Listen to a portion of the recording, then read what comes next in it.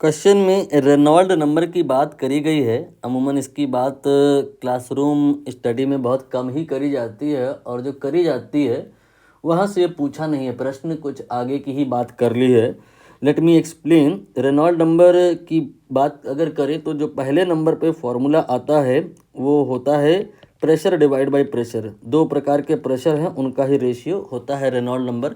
पहला जो प्रेशर होता है वो यू कैन से इंटरनल प्रेशर होता है, रो वी स्क्वायर के बराबर होता है। और जो दूसरा प्रेशर है वो बिकॉज ऑफ विस्कोसिटी है। विस्कोसिटी आपने जब पढ़ी होगी तो न्यूटन्स लॉ ऑफ विस्कोसिटी आपने कहीं ना कहीं पढ़ा होगा। दैट टाइम उस लॉ का जो लेफ्ट हैंड साइड होता है एफ डिवाइड बाई ए, मैं लिख करके एक्सप्लेन करूं तो बेहतर रहेगा। ऐसा पढ़ा होगा, ईटा वी बाई डी होता है। तो ये F by A again it is a pressure, ये लेकिन प्रेशर इंटरनल प्रेशर नहीं बोला जाएगा। यू कैन से ये है stress because of viscosity present in you can से लिक्विड। तो यहाँ पर ये जो दूसरा आप प्रेशर कह रहे हो eta V by D divide कर देंगे तो फॉर्मूला आएगा rho then we then D and divide by N. ये आपका रेनॉल्ड नंबर का पहला फार्मूला, फिर ये दूसरा फार्मूला और ये तीसरा यहाँ से पूछा गया है क्वेश्चन।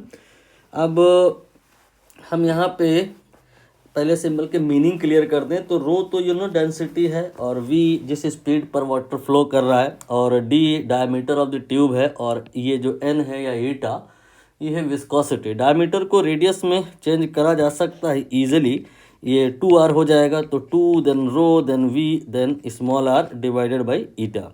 अभी इतने से बात नहीं बनेगी आपको, अभी तो इस कहानी में जो v है उसे एलिमिनेट करना होगा।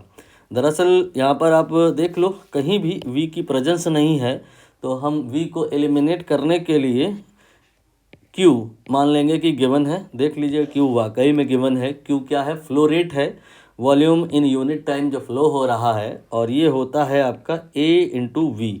और जो a होता है वो पाई आर स्क्वायर होता है एंड मल्टीप्लाइड बाई v। यहाँ से v आप निकालोगे तो ये आएगा q divided by pi r square. इसे आप इस v के प्लेस पे रख सकते हैं, रख ही लेते हैं तो ये आ जाएगा पहले तो 2 रो आप लिख ही लो और अब v की जगह पे रखो q divided by pi then r square and then multiplied by r and divided by eta. जब आप इसको सिंप्लीफाई करोगे तो जहाँ तक मैं समझ पा रहा हूँ ये आ जाएगा 2, इसके बाद में इधर लिख लेते हैं अभी तो 2 then rho then q and इसके बाद में देन डिवाइड में पाई आएगा और ईटा आएगा, एक आर भी बचेगा। ये आपका फार्मूला रेडी हो गया जिसे आप इस क्वेश्चन में यूज़ करोगे तो आंसर आ जाएगा। बट कुछ लोगों का मेमोरी बहुत शार्प होता है, वो हर चीज़ याद रखने की कोशिश कर रहे होते हैं तो फिर ये याद रखना तो संभव नहीं है, लेकिन इसकी शक्ल हम थोड़ी सी चेंज कर देंगे तो फिर ये याद करने लायक की स्थिति में आ जाएगा। दरअसल ये क्या है? ये है वॉल्यूम। आप बोलोगे वॉल्यूम तो नहीं है, ये तो क्यों लिखा है, वॉल्यूम तो वी से होता है। तो ये आपका एक्चुअली वॉल्यूम फ्लो रेट है v बाई टी।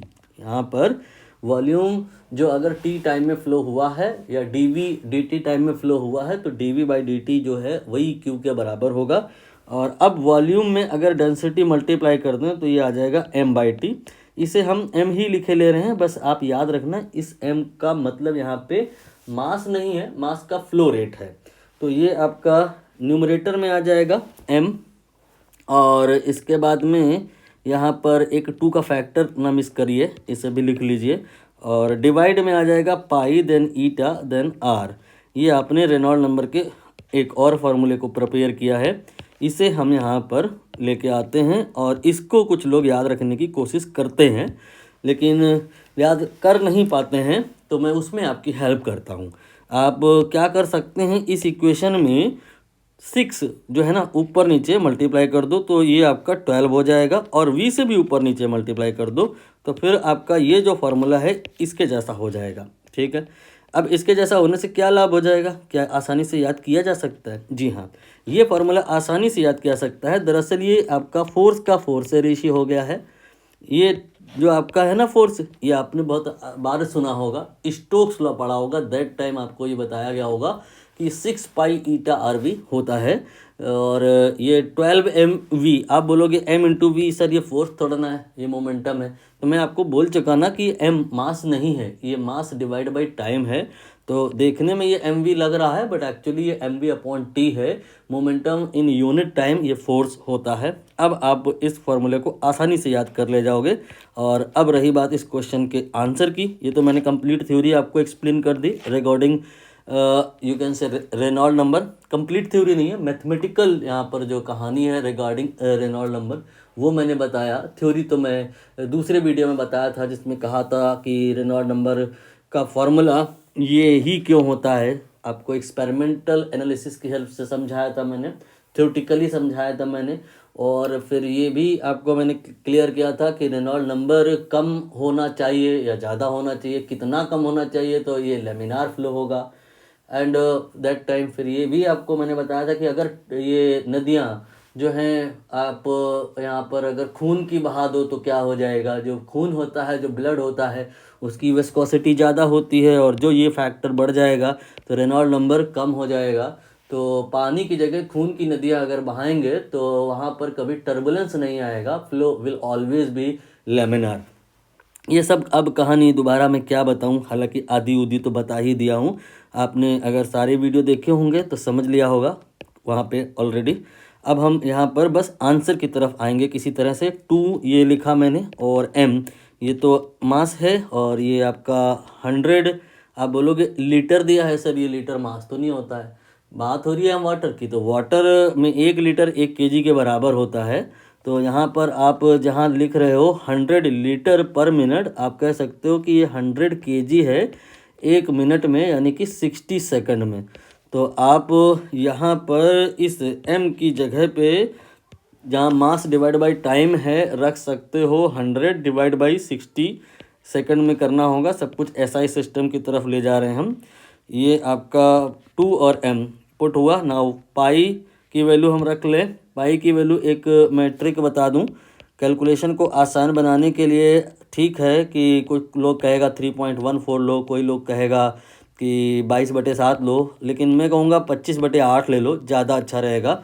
क्योंकि यहाँ एग्जैक्ट निकालना भी नहीं है, अब देखो ना ऑर्डर निकालना है, राइट।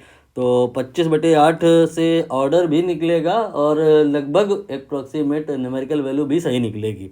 तो यहाँ पर हम पाई की वैल्यू 25/8 लेके प्रोसीड करेंगे। यहाँ पर इस पाई का वैल्यू हो गया। नाउ कोफिशिएंट ऑफ विस्कोसिटी यहाँ पे दिया है। ये आपका जो छोटा वाला m है ये मिली के करस्पॉन्डिंग है, 10⁻³ से मैंने मल्टीप्लाई किया। अभी SI सिस्टम में आ गया। नाउ व्हाट अबाउट r, ये है रेडियस, प्रश्न में 5 सेंटीमीटर दी हुई है, इसे आप ना मीटर में कर लो ऐसा। Now it's all about calculation. ये आपका 8 और 2 ये गुणे में आ जाएगा और इसके बाद यहाँ पे 25 और यहाँ पे 5 बचेगा। और तो मुझे लग नहीं रहा है न्यूमेरिकल वैल्यू में कुछ। अच्छा ये 60 अभी रह गए हैं, इनको तो हम भूल ही गए थे, ले लिए। अब ये भी हो गया, ये हो गया, ये हो गया, ये हो गया। अब हम ये 100 इसे 10⁻² लिखेंगे। ये आपका +3 हो जाएगा और ये +2 हो जाएगा।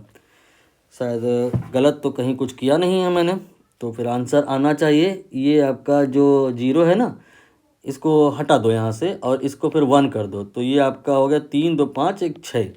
और अब आप इसको इससे कैंसिल कर दो, तो ये हो गया आपका 3 8/25 और 5 × 15। तो यहाँ पर 25 × 15 कर लिया और ये 10 की पावर हो गया, कितना हुआ था वहाँ पे 6 हुआ था। तो एक काम करो उससे 100 उधार ले लो, तो यहाँ पे 4 आ जाएगा। अब ये 25 से कैंसिल होने की स्थिति में आया है। 3 हो गया, 25 3 का 75 और फिर 5 बचेगा, 25 दूनी 50 और ये आ गया 32/15। 32/15 लगभग में अगर हम चलें तो 2 पॉइंट समथिंग आएगा।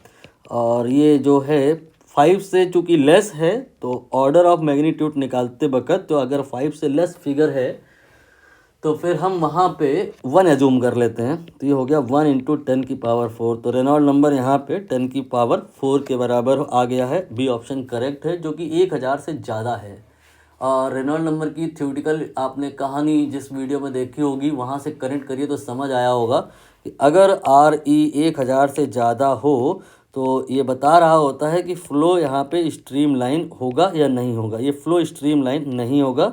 यहाँ पर रेनॉल्ड नंबर 2000 से अगर ज़्यादा हो तो फ्लो जो होता है वो टर्बुलेंस होता है। तो यहाँ पर जो पाइप में पानी का फ्लो है वो लेमिनार नहीं है, वो स्टेडी भी नहीं है, वो यहाँ पे टर्बुलेंस क्रिएट हो रहा है। बी ऑप्शन ऑलरेडी आप समझ गए होंगे, करेक्ट होगा।